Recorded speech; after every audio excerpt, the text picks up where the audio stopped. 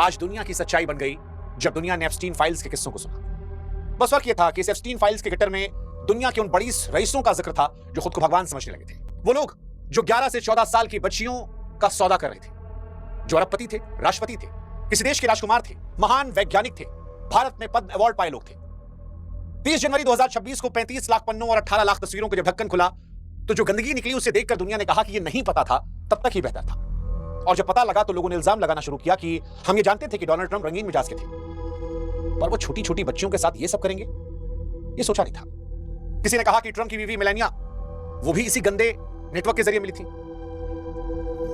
वो mail viral हुआ जहां पर बताया गया कि डोनाल्ड ट्रंप ने पहली बार अपनी बीवी के साथ यही किया था। एक शेख का जिक्र हुआ जिसने अपनी कुंवारी बच्ची ट्रंप को तोहफे में दी। दुनिया हैरान थी और इसीलिए शायद आरोप बड़े तीखे थे। आरोप लगा कि शक्ल से शरीफ दिखने वाले, दुनिया का भला करने का नाटक करने वाले बिल गेट्स को क्या वाकई में रूसी लड़कियों के चक्कर में गंदी बीमारी लगी, जिसके लिए अपनी बीवी मेलिंडा से छिप कर वो गुप्त दवाइयां मंगवा रहे थे।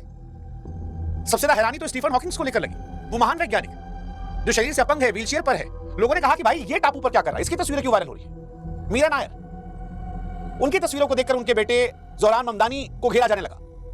लोग एप्स्टीन की फोटो के साथ ममदानी की फोटो लगाकर चेहरे के नैन नक्श मिलाकर कह रहे हैं कि क्या ये इसका बाप है। ऐसे सर्किल में घूम रही थी।